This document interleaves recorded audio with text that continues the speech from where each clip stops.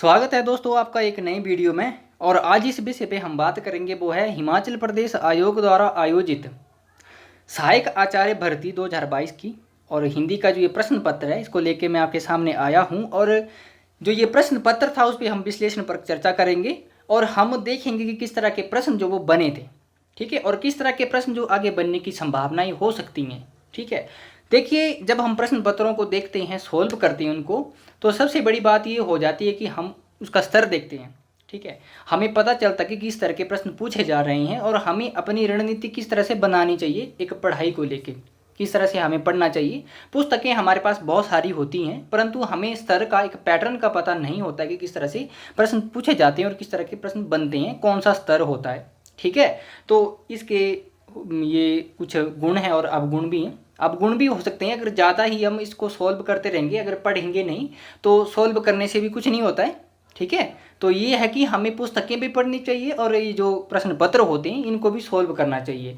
और इसी तरह के प्रश्न उत्तर जो होंगे वो मैं नेट के जिस तरह से होते हैं, नेट के जितने भी एग्ज़ाम हुए हैं, जितने राज्यों द्वारा आयोजित भर्ती परीक्षाएं होंगी, हिंदी से संबंधित जितनी भी होंगी, टैट जितनी तरह के होते हैं, उनको भी मैं इसी तरह से लाता रहूँगा आपके लिए। अगर आप इसी तरह की और वीडियो भी चाहते होंगे तो आप मेरे चैनल को सब्सक्राइब कर सकते हैं। तो चलिए शुरू करते हैं हम सबसे पहले प्रश्न की ओर, ठीक है। आप प्रश्नों को देखिए कि किस तरह के प्रश्न बने थे, ठीक है। तो सबसे पहला ही प्रश्न हमारे सामने था कि ऊंट के मुंह में जीरा लोकोक्ति का सही अर्थ क्या है, ठीक है। तो देखिए, आपके सामने 4 विकल्प हैं। तो ये जो विकल्प है वो है कम खाना मिलना, ठीक है। देखिए, विकल्प 2 है आवश्यकता अधिक लेकिन मिलना बहुत कम, ठीक है। ऊंट को खाना खिलाना, अपेक्षा से अधिक ना मिलना, ठीक है। ये 4 आपके जो है वो विकल्प हैं और इसमें जो आपको सही विकल्प चुनना है, ठीक है। तो इसका जो सही विकल्प है वो है आवश्यकता अधिक लेकिन मिलना बहुत कम, ठीक है। देखिए, मैं आपको जल्दी जल्दी पढ़ाऊँगा क्योंकि अगर मैं इसको समझाने लगा आपको तो सबसे बड़ी बात ये हो जाएगी कि वीडियो हमारी बहुत लंबी हो जाएगी। तो आप जो वो जल्दी जल्दी अपने मन में भी उसको लिख सकते हैं, अपने मन में रखिए आपको जो विकल्प सही लगता है उसका, और वीडियो को पॉज करिए और आप अपना खुद का मूल्यांकन कीजिए कि हमारे कितने प्रश्न सही हो रहे हैं, ठीक है। तो चलिए हम दूसरे प्रश्न को देखते हैं। देखिए, दूसरा प्रश्न जो वो अलंकारों से संबंधित एक पंक्ति है रहीमदास की और इसमें आपको अलंकार पहचानना है, ठीक है। तो आपका जो ये पंक्तियां हैं ये हैं कि जो रहीम गति दीप की कुल कपूत गति सोए, बारे उजियारो करे बढ़े अंधेरो होए, ठीक है। प्रस्तुत दोहे में कौन सा अलंकार है, ठीक है। तो आपके विकल्प हैं यमक अलंकार, श्लेष अलंकार, अनुप्रास या उपमा, ठीक है। तो आपके ये 4 विकल्प हैं। और देखिए, मैं आपको अभी यहाँ पे नहीं बता सकता कि यमक अलंकार की पहचान क्या होती है, श्लेष की क्या होती है, अनुप्रास की या उपमा की, ये जो अलंकार हैं इनकी क्या पहचान होती है और किस तरह से हम जो पंक्तियाँ होती है, काव्य होती है, उसमें हम अलंकारों को पहचान सकते हैं। इसके लिए मैं अलग से आपको काव्यशास्त्र जब हम पढ़ेंगे, हो सकता है कि मैं बहुत जल्दी आपको आपके लिए काव्यशास्त्र, हमारे नेट का विषय भी है, नेट की इकाई है, तो हम काव्यशास्त्र में इन सारी विषयों पे बात करेंगे। यहाँ पे सिर्फ मैं जो आपका सही विकल्प होगा उसको बताते हुए आगे बढ़ूंगा, ठीक है। तो इसका विकल्प जो वो सही है वो है श्लेष अलंकार, ठीक है, ठीक है, इसमें श्लेष अलंकार होगा। देखिए, हम अब चलते हैं अगले प्रश्न की ओर। और अगला प्रश्न है हमारा निम्नलिखित में से असंगत युग्म चुनिए, ठीक है। यहाँ पे विलोम शब्द है कुछ, तो आपको ये देखने हैं। आपका पहला विकल्प है अवनति उन्नति, ठीक है, अंतरंग बहिरंग, अक्षम सक्षम, आविर्भाव वही विभाव, ठीक है। तो ये 4 विकल्प हैं आपके सामने और आपने इसमें जो गलत विकल्प है असंगत यानी कि वो आपको चुनना है, ठीक है। तो इसका जो गलत विकल्प है वो है डी, ठीक है, आविर्भाव और विभाव जो ये भी गलत है, ठीक है। अब एक हमारे सामने मुहावरा है कि उंगली पर नाचना मुहावरे का सही अर्थ क्या है, ठीक है। उंगली पर नाचना मुहावरे का सही अर्थ क्या है। तो आपके विकल्प हैं उंगली की संकेत की दिशा में चलना, किसी की बात ना मानना, किसी के इशारे पर चलना या उंगली दिखाना, ठीक है।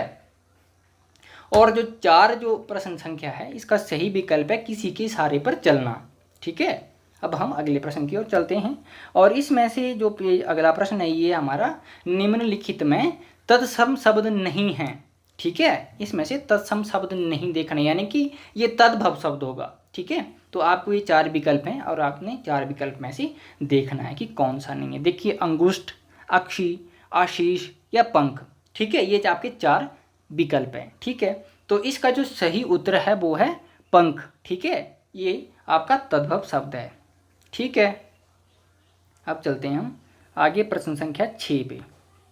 ठीक है, और प्रश्न संख्या 6 जो है वो है निम्नलिखित में असंगत युग्म चुनिए। ठीक है, और इसमें अलंकारों से संबंधित है। आपको एक पंक्ति दी हुई है, एक वाक्य दिया हुआ है और उसके सामने उसका अलंकार दिया हुआ है। इसमें जो असंगत होगा, गलत होगा, वो आपको चुनना है। ठीक है, तो ये आपके विकल्प में तेरी बरछी ते वरछीने हैं खलन के, इसमें कौन सा अलंकार ये आपको दिया? सलेश अलंकार। कर का मन का, डारी के मन का फेर, ये कबीरदास जी का दो है बहुत फेमस। ठीक है, तो यहाँ पे यमक अलंकार है। ठीक है, अभी मैं समझा नहीं पा रहा हूँ क्योंकि वीडियो बहुत लंबा हो जाएगा, नहीं तो मन में तो आ रहा है कि मैं आपको बताता चलूँ साथ साथ।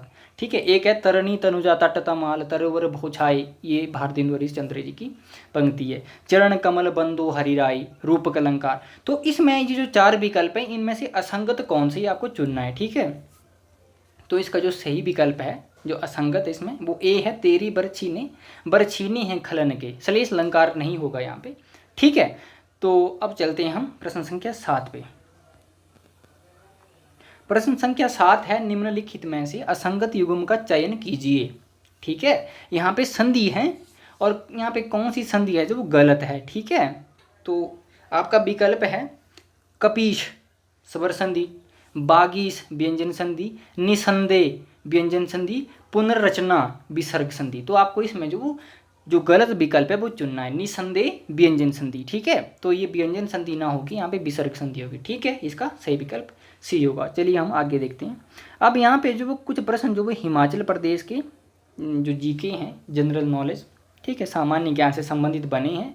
मैं इसका क्राइटेरिया की बात करूँ तो इसमें जो वो 70 प्रश्न जो होते हैं वो होते हैं हमारे सब्जेक्ट के। ठीक है, और उसके जो 32 प्रश्न जो होते हैं उसमें से कुछ एक प्रश्न हिमाचल के होते हैं, हिमाचल सामान्य ज्ञान के, और कुछ जो है वो नेशनल और इंटरनेशनल जीके के होते हैं। ठीक है, तो हिमाचल प्रदेश के प्रश्न जो हैं उस को भी मैं बताता चलता हूँ आपको। ठीक है, तो प्रश्न संख्या 8 देखिए, हिमाचल प्रदेश का निम्न कौन सा दर्रा सबसे अधिक ऊंचाई पर है?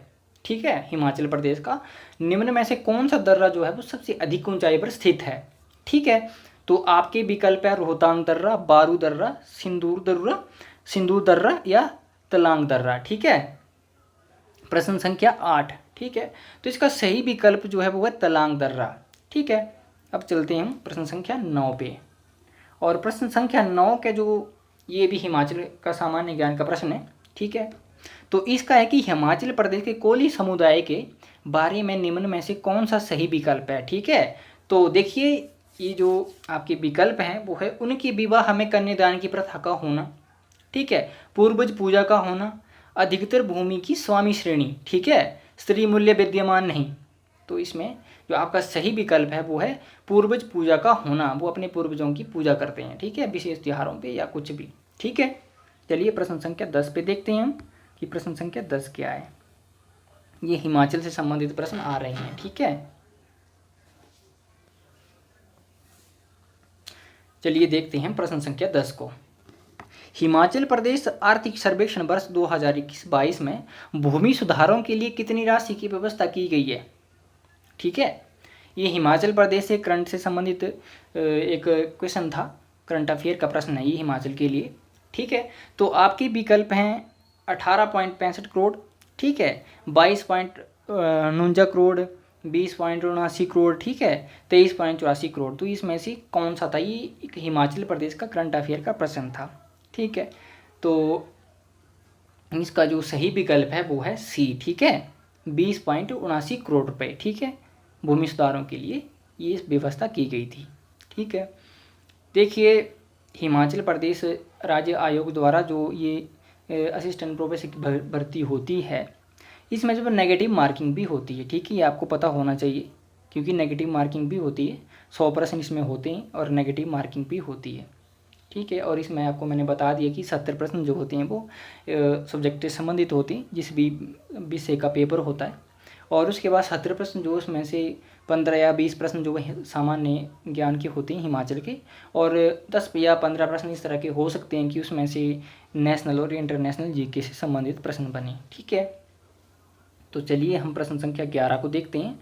प्रश्न संख्या 11 है, प्रारंभिक वर्ष 2022 तक हिमाचल प्रदेश के कितने जिलों में बेटी बचाओ बेटी पढ़ाओ स्कीम लागू की जा चुकी है। ठीक है, तो ये प्रश्न भी महत्वपूर्ण है। तो आपके विकल्प हैं, आपको पता होगा हिमाचल प्रदेश के 12 जिले हैं, तो उनमें से कितने जिलों में ये स्कीम जो है, ये आयोजना जो थी वो लागू हो चुकी थी। आपके विकल्प हैं 8, 12, 10 या 11। ठीक है, तो 2022 तक हिमाचल प्रदेश के 8 जिलों में ये स्कीम या योजना जो थी वो लागू हो चुकी थी। ठीक है, आपका विकल्प ए सही हो जाएगा इसमें। चलिए हम प्रश्न संख्या 12 को देखते हैं और ये हिमाचल प्रदेश से संबंधित ही प्रश्न है। वर्ष 2011 की जनगणना के अनुसार, ठीक है, वर्ष 2011 की जनगणना के अनुसार हिमाचल प्रदेश के निम्न में से किस जिले में सबसे अधिक जनसंख्या थी। ठीक है, यहाँ पे हिमाचल प्रदेश के, देखिए यहाँ पे कांगड़ा नहीं है, ठीक है, क्योंकि सबसे ज़्यादा जनसंख्या भी कांगड़ा जिले की। ठीक है, इन मैंने जो 4 जिले बताए हैं इनमें बताना है हमें कि कौन से जिले में सबसे अधिक जनसंख्या है। ठीक है, तो ये जो 4 विकल्प हैं इनमें हमें देखना है। आपके विकल्प हैं ऊना, हमीरपुर, सिरमौर या चंबा। ठीक है, ये आपके विकल्प हैं और इसका जो सही विकल्प है वो है सिरमौर। ठीक है, सिरमौर जिले में इन चारों जिलों के मुकाबले सबसे ज़्यादा जनगणना 2011 के अनुसार जनसंख्या थी।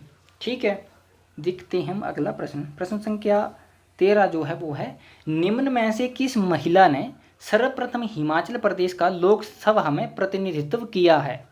ठीक है, आपके विकल्प हैं प्रतिभा सिंह, चंद्रेश कुमारी, लीला देवी महाजन, विप्लव ठाकुर। ठीक है, तो ये आपके विकल्प हैं और इसका जो सही विकल्प है वो है चंद्रेश कुमारी। ठीक है, बी विकल्प सही हो जाएगा इसका। प्रश्न संख्या 14 पे हम चलते हैं और ये हिमाचल प्रदेश के सामान्य ज्ञान से संबंधित प्रश्न है। ठीक है, हिमाचल प्रदेश के शहर मनाली के पड़ोस में हिडिंबा देवी के मंदिर की संरचना निम्न में से किस वर्ष की गई थी। ठीक है, आपके विकल्प हैं 1523 ईस्वी, 1572 ईस्वी, 1593 ईस्वी, 1553 ईस्वी। ठीक है, ये आपके 4 विकल्प हैं प्रश्न संख्या 14। ठीक है, तो इसका जो सही विकल्प है वो है 1553 ईस्वी। ठीक है, डी इसका सही विकल्प हो जाएगा। अब चलते हैं प्रश्न संख्या 15 पे। प्रश्न संख्या 15 है, हिमाचल प्रदेश में चीफ कमिश्नरों के कार्यालय की कालावधि के बारे में निम्न में से क्या सही है। ठीक है, आपको पता होगा कि हिमाचल प्रदेश का जब गठन हुआ था 1900, जब हमारा देश आज़ाद होता है तो हिमाचल प्रदेश जो वो श्रेणी का राज्य बनता है, उसके बाद चीफ कमिश्नरों के अंतर्गत आता है, फिर केंद्र शासित प्रदेश होता है, तब जाके कहीं जो 1971 में एक स्वतंत्र राज्य का दर्जा दिया जाता है। तो जब आप इसको पढ़ेंगे, हिस्ट्री को, इसकी इतिहास को जब पढ़ेंगे तब आपको पता चलेगा कि क्या क्या हिमाचल में किस तरह के प्रावधान थे और किस तरह से अस्तित्व में आया।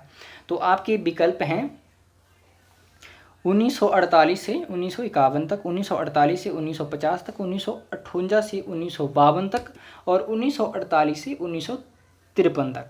ये आपके 4 विकल्प हैं प्रश्न संख्या 15 के। ठीक है, तो इसका जो सही विकल्प है वो है 1958 से 1952 तक। इसमें मिस प्रिंटिंग है। ठीक है, 1958 से 1952 नहीं हो सकता, 1948 से 1952 होगा। ठीक है, ये 1958 गलत है, ये यहाँ पे ये प्रिंट संबंधी थोड़ी प्रॉब्लम आ गई, समस्या आई है। तो यहाँ पे आप 1958 की जगह 1948 कीजिएगा। ठीक है, इसको देख लीजिएगा, इसका जो सही विकल्प है वो सी है। ठीक है, 1948 से 1952 तक। ठीक है, चलिए हम अगले प्रश्न को देखते हैं। प्रश्न संख्या 15 को ध्यान से देखिएगा। ठीक है, 1948 होगा यहाँ पे। ठीक है, चलिए हम प्रश्न संख्या 16 पे चलते हैं। प्रश्न संख्या 16 है, वर्ष 2019-20 में भारत की आयात प्राकृतिक गैस ऊर्जा पर निर्भरता के बारे में निम्न में से क्या सही है। ठीक है, ये देखिए आपका ये जो इकोनॉमिक्स से संबंधित प्रश्न आ गया और ये कौन सा प्रश्न आ गया, नेशनल लेवल का प्रश्न, यानी कि भारत से संबंधित प्रश्न पूछा गया है। ठीक है, इसके जो विकल्प हैं 65%, 58%, ठीक है, 61% या 53%। ठीक है, तो इसके जो सही विकल्प हैं वो है, जो इसका सही विकल्प होगा वो है 53%। ठीक है, और ये आपको पता है ये सामान्य ज्ञान का प्रश्न है और ये नेशनल लेवल का प्रश्न है। ठीक है, प्रश्न संख्या 17 पे बात करें तो देश के पर्यावरण संरक्षण के लिए निम्न में से किसने प्लांटोलॉजी नामक कंपनी आरंभ की। ठीक है, ये प्रश्न करंट अफेयर का है। ठीक है, करंट अफेयर से संबंधित एक प्रश्न था ये, ठीक है। तो आपके जो विकल्प हैं वो है राधिका आनंद, सुमन जायसवाल, श्रीकांत या महेश वर्मा, ठीक है। तो इसका जो सही विकल्प है वो है ए, राधिका आनंद, ठीक है। अब देखिए प्रश्न संख्या 18 को हम देखते हैं। वर्ल्ड फ्रीडम प्रेस इंडेक्स, ठीक है, 2022 में निम्न में से कौन सा देश प्रेस की स्वतंत्रता में भारत से बेहतर है। ये आपके सामने 4 देश दिए गए हैं और इसमें भारत से कौन सा देश वो बेहतर है, ठीक है। तो आपके जो 4 देशों के नाम है, विकल्प है नेपाल, श्रीलंका, चीन या बांग्लादेश, ठीक है। प्रश्न संख्या 18, तो इसका जो सही विकल्प है वो है नेपाल, ठीक है। देखिए नेपाल, ठीक है। इस तरह के प्रश्न बनने की संभावनाएं होती हैं और ये प्रश्न देखिए करंट अफेयर का प्रश्न है, ठीक है। और इस तरह के प्रश्न भी पूछे जाते हैं। अब हम प्रश्न संख्या 19 पे बात करते हैं। निम्न में से कौन सी टीम वर्ष 2022 की इंडियन प्रीमियर लीग यानी कि आईपीएल में विजयी बनी, ठीक है। देखिए कहाँ से प्रश्न बन रहे, खेल से संबंधित भी प्रश्न बन रहे हैं। तो ये देखिए करंट अफेयर का प्रश्न है। आपके जो विकल्प हैं वो है Rajasthan Royals, Royal Challengers, Bengal Tigers, Gujarat Titans, ठीक है। तो जो आईपीएल देखते हैं या जो खेलों को इतनी ज़्यादा तरजीह देते हैं, ठीक है, तो उनको तो पता होगा। तो इसका जो सही विकल्प है वो है डी, यानी कि गुजरात टाइटंस 2022 में आईपीएल की इंडियन प्रीमियर लीग, ठीक है। इसकी जो टीम थी, विजयी जो टीम थी वो थी गुजरात टाइटंस, विजयी टीम, ठीक है। प्रश्न संख्या 20 पे हम बात करते हैं। तो प्रश्न संख्या 20 है, निम्न में से किस महाद्वीप में विश्व से सबसे कम प्रतिशत लैंडफॉर्म्स हैं, ठीक है। अब ये तो ज्योग्राफी का प्रश्न है और ये हमें ज्योग्राफी भी पढ़नी पड़ेगी इसके लिए। तो आपके विकल्प हैं एशिया, अंटार्कटिका, यूरोप या नॉर्थ अमेरिका, ठीक है। तो ये 4 आपके विकल्प हैं और इसका जो सही विकल्प है वो है सी, यानी कि यूरोप, ठीक है। और अब हम अगले प्रश्न की ओर चलते हैं। प्रश्न है, इंग्लिश चैनल पार करने वाली प्रथम महिला की पहचान निम्न में से कीजिए। इनमें से इंग्लिश चैनल को पार करने वाली पहली महिला कौन थी, ठीक है। ये आपके 4 विकल्प हैं, ठीक है। और इन 4 विकल्पों को आप देखिए और 4 विकल्प में जो सही विकल्प है वो है इसका ए, ठीक है, गर्टरूड कैरोलिन एडलेर, ठीक है। इसका पूरा नाम क्या है, गर्टरूड कैरोलिन एडरेल, ठीक है। ये इसका 21 का ये जो है वो सही विकल्प है। और भारत की जो पहली महिला थी इंग्लिश चैनल को पार करने वाली वो थी आपकी आरती शाह, ठीक है। भारत की क्या, एशिया की भी थी वो, ठीक है, इंग्लिश चैनल को पार करने वाली। तो चलिए हम अगला प्रश्न को देखते हैं। प्रश्न संख्या 22 हमारे सामने है। निम्न में से किस देश में मंगला बंदरगाह स्थित है, यानी कि मंगला फोर्ट स्थित है, बंदरगाह। तो आपके विकल्प हैं म्यांमार, बांग्लादेश, श्रीलंका या सिंगापुर, ठीक है। प्रश्न संख्या 22, ठीक है। और प्रश्न संख्या 22 का जो सही विकल्प है वो है बांग्लादेश, यानी कि 20 का सही विकल्प हो जाएगा मंगला बंदरगाह, जो वो कौन से देश में है, बांग्लादेश में, ठीक है। तो चलिए अब हम प्रश्न संख्या 23 पे बात करते हैं। निम्न में से विश्व के किस देश ने सर्वप्रथम महिलाओं को वोट देने का अधिकार दिया, ठीक है। ये पॉलिटिकल से प्रश्न आ गया, राजनीति से प्रश्न आ गया, ठीक है। निम्न में से विश्व के किस देश ने सर्वप्रथम महिलाओं को वोट देने का अधिकार दिया। आपके विकल्प हैं ग्रेट ब्रिटेन, ठीक है, इनके इंग्लैंड, कनाडा, यूएसए, न्यूजीलैंड, ठीक है। तो इसका जो सही विकल्प है वो है डी, यानी कि न्यूजीलैंड, ठीक है। अब हम प्रश्न संख्या 24 पे बात करते हैं। प्रश्न संख्या 24 जो भाषा विज्ञान से संबंधित प्रश्न है। निम्नलिखित में से आर्य भाषाओं में शामिल भाषा नहीं है। आपके विकल्प में अरबी, फारसी, संस्कृत या अंग्रेजी, ठीक है। तो इसका जो सही विकल्प है वो है अरबी। और इस तरह ये जो प्रश्न है ना, ये बहुत सारी परीक्षाओं में मैंने देखा है, नेट की परीक्षाओं में 2-3 बार तो ये रिपीट हुआ है, ठीक है, 2-3 बार ये रिपीट हुआ नेट की परीक्षाओं में। निम्न में से आर्य भाषा में शामिल नहीं है। तो कई लोग जो मुझे लगता है कि या तो फारसी या अंग्रेजी करके आते हैं, ठीक है। तो इसका जो सही विकल्प है वो है अरबी, ठीक है। प्रश्न संख्या 25 पे चलते हैं और ये हिंदी साहित्य से प्रश्न आ गया हमारे सामने। प्रश्न संख्या 25, कालिंजर के राजकुमार और आगमपुर की राजकुमारी की प्रेम कहानी का वर्णन निम्नलिखित में से किस रचना में किया गया है, ठीक है।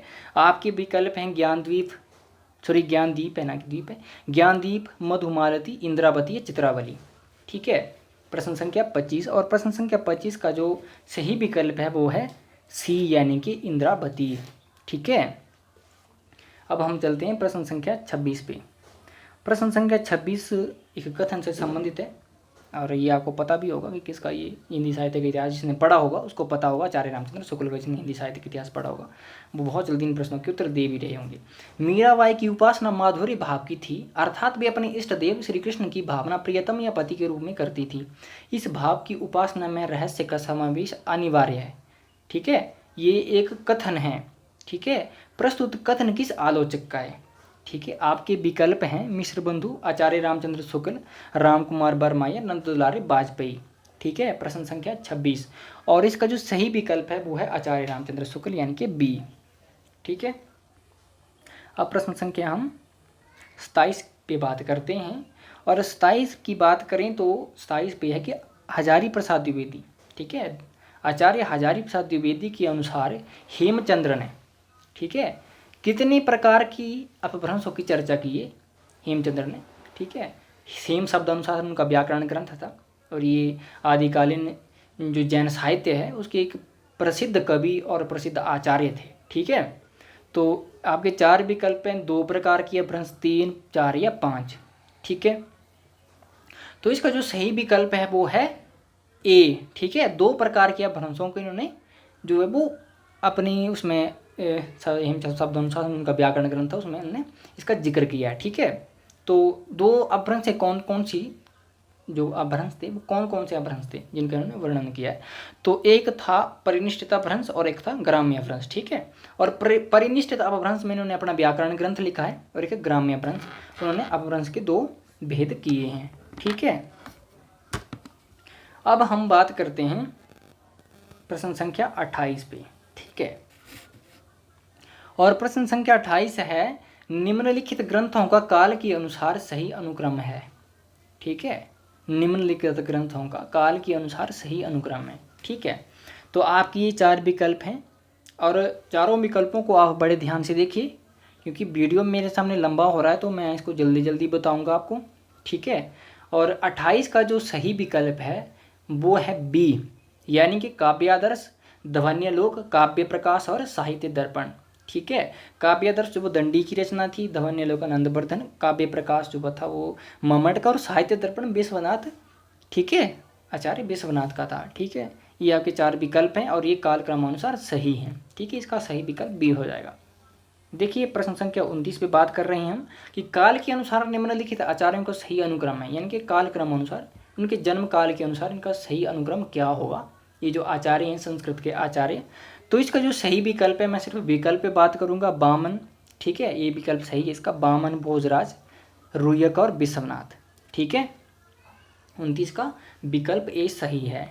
ठीक है, अब बात करते हैं हम 30 पे। आप वीडियो को पॉज करके अपना जो मूल्यांकन खुद कर सकते हैं। वीडियो को पॉज करिए और आपको जो सही विकल्प लगता है उसको आप अपने मन में सोचिएगा। ठीक है, प्रश्न संख्या 20 को देखते हैं और ये दोहे के बारे में कि किसका दोहा होगा।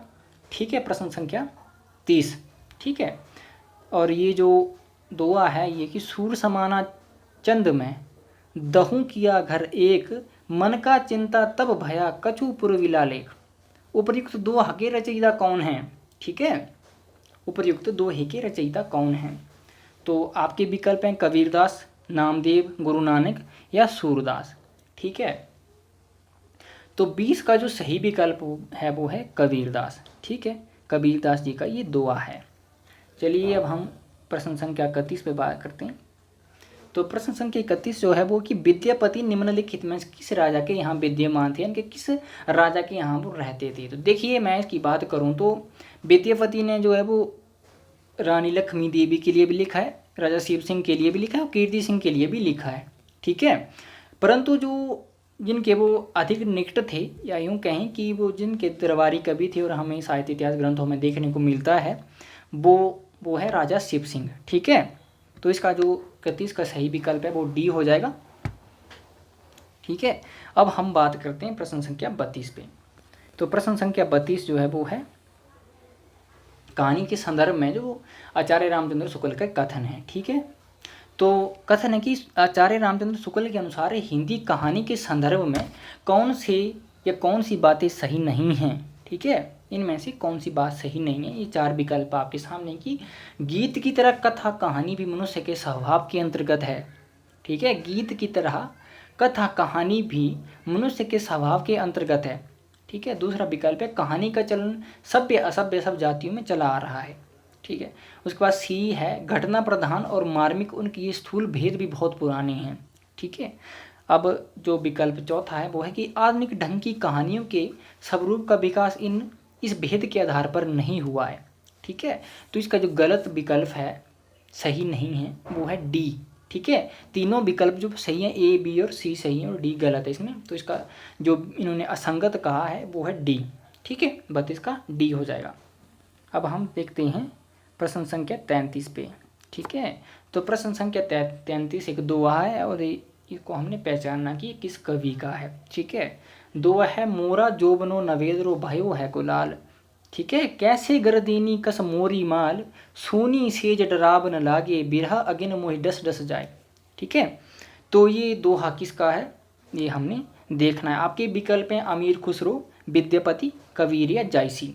तो इसका जो सही विकल्प है वो है ए, यानी कि अमीर खुसरो का ये दोहा है। ठीक है, देखिए इसमें आपको खड़ी बोली का कितना प्रयोग देखने को मिल रहा होगा। ठीक है, तभी तो हम अमीर खुसरो को खड़ी बोली का पहला कवि मानते हैं। ठीक है, देखिए अमीर खुसरो का समय और उस समय खड़ी बोली का नामो निशान नहीं था, परंतु जब हम उनकी कुछ मुकरियाँ देखते हैं, पहेलियाँ देखते हैं, ठीक है, तो आपको उनमें से खड़ी बोली का जो वो पुट है वो बहुत देखने को मिलेगा अमीर खुसरो की रचनाओं में, जब आप अमीर खुसरो को पढ़ेंगे तो। ठीक है, अब हम प्रश्न संख्या 34 भी चलते हैं और 34 है निम्नलिखित में से कौन सी पुस्तक आई.ए. रिचर्ड की नहीं है।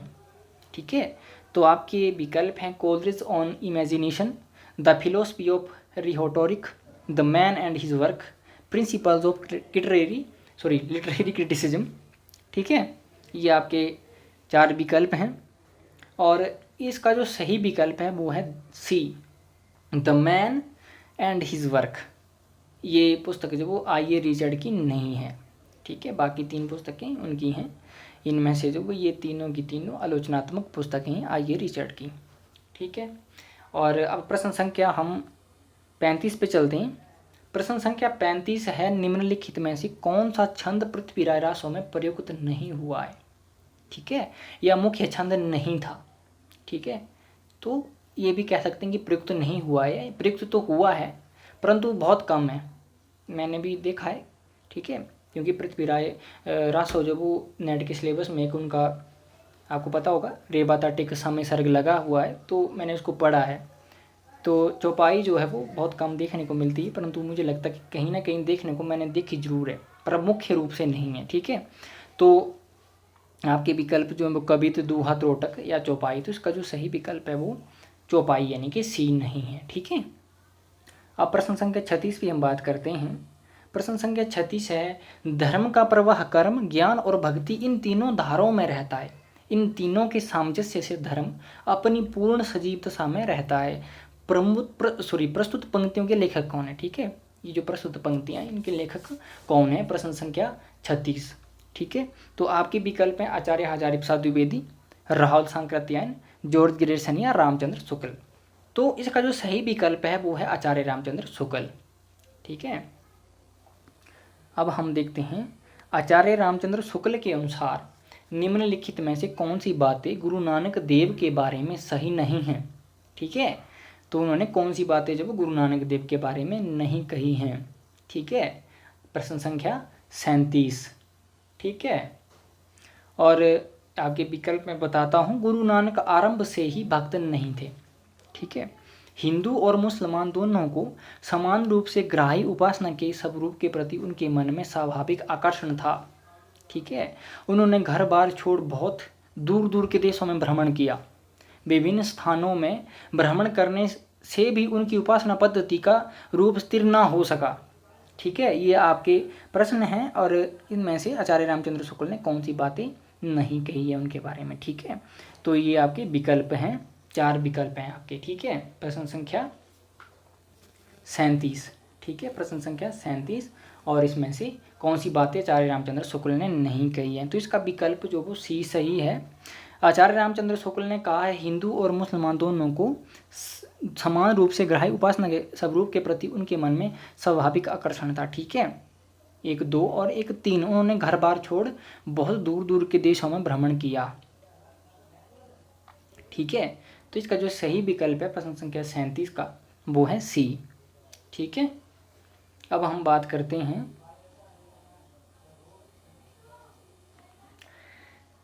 38 पे बात करते हैं। देखिए, आचार्य रामचंद्र शुक्ल ने इनके बारे में ये बातें कही थी। ठीक है, प्रश्न संख्या 37 पे हमने चर्चा कर ली है। ठीक है, और इस तरह के प्रश्न जो वो नेट जैसी परीक्षाओं में तो बहुत ज़्यादा पूछे जाते हैं। ठीक है, तो ये आचार्य रामचंद्र शुक्ल ने इनके बारे में बातें कही थी।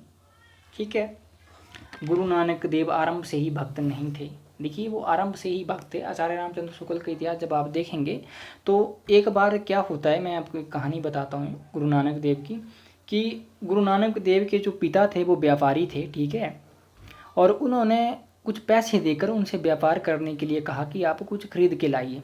ठीक है, व्यापार से संबंधित।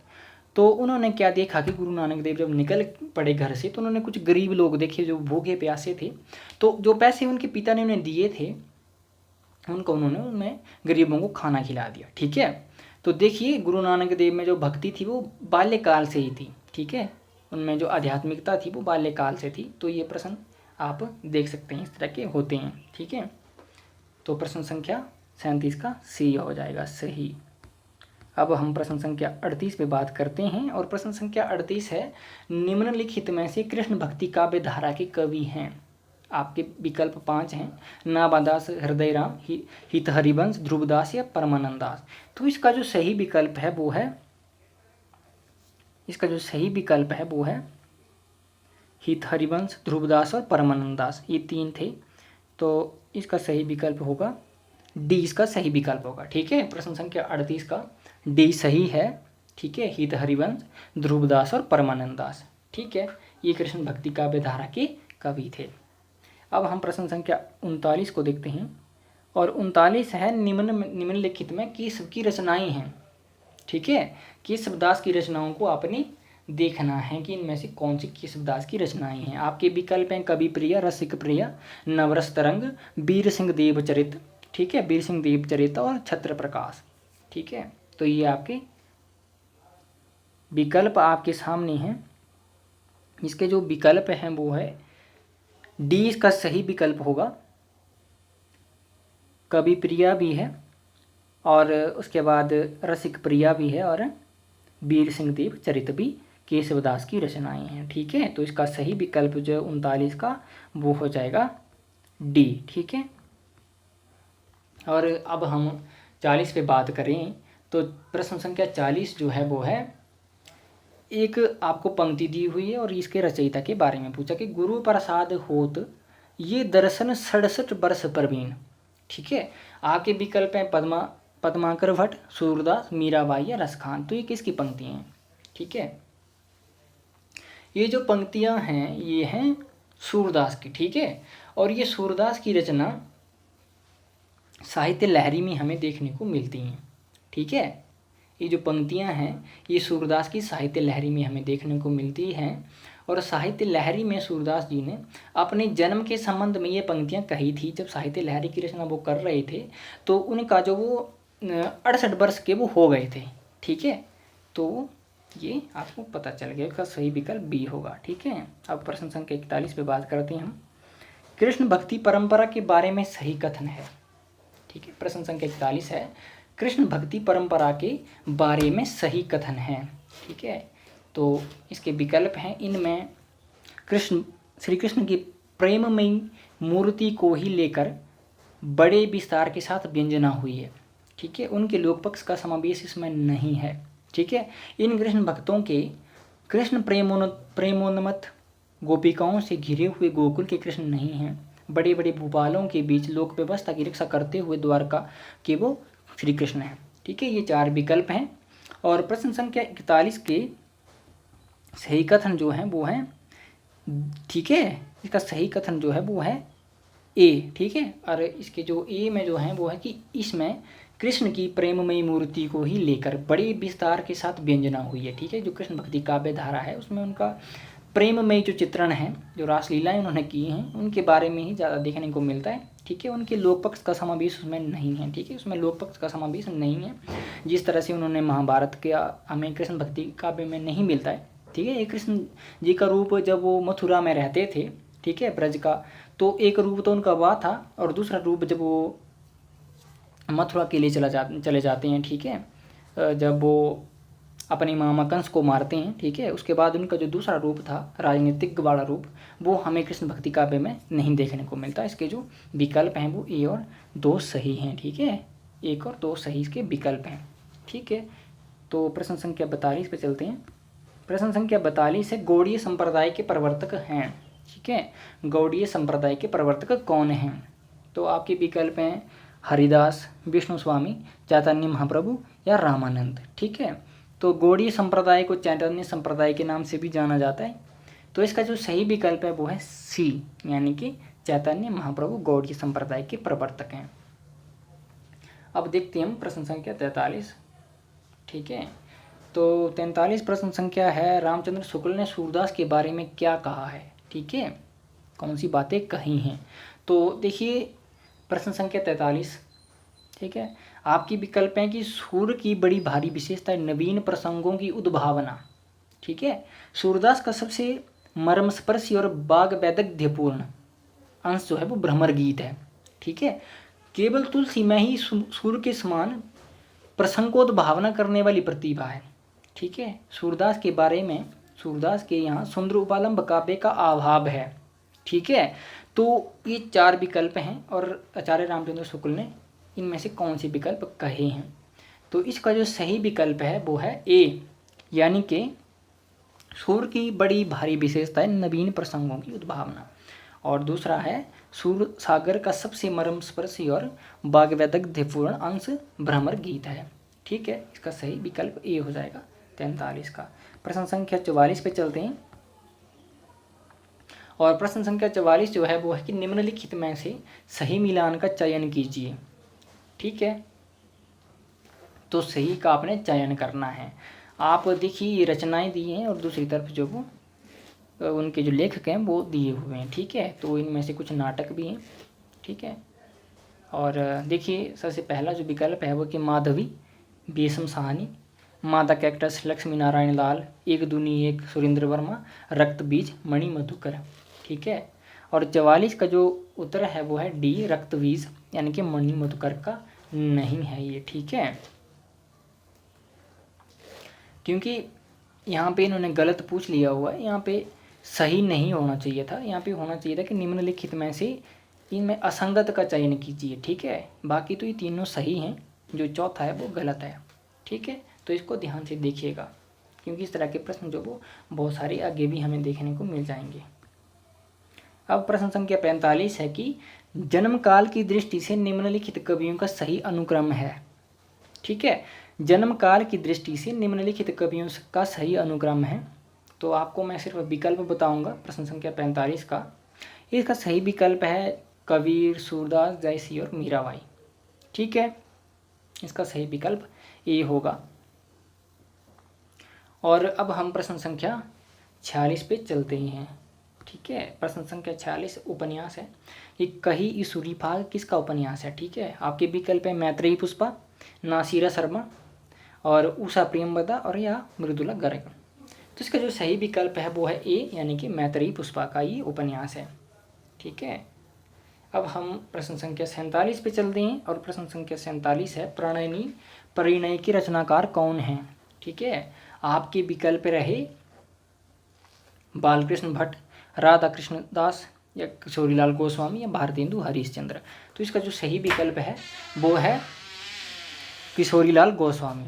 ठीक है, अब देखिए प्रश्न संख्या 48 पे चलते हैं। निम्नलिखित कवियों में से नक्सिक नाम से रचना किस कवि ने नहीं की है?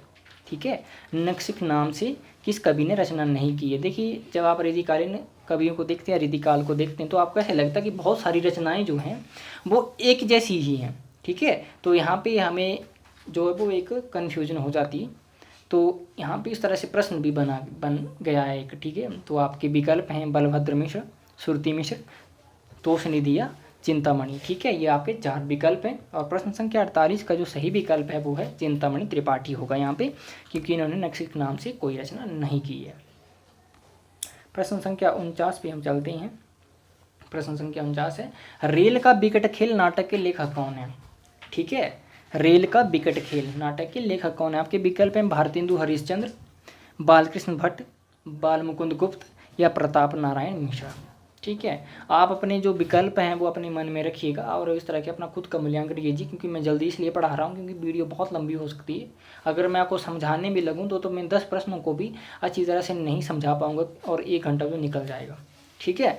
तो इसका जो सही विकल्प है वो है बी, यानी कि बालकृष्ण भट्ट का ये नाटक है, ठीक है।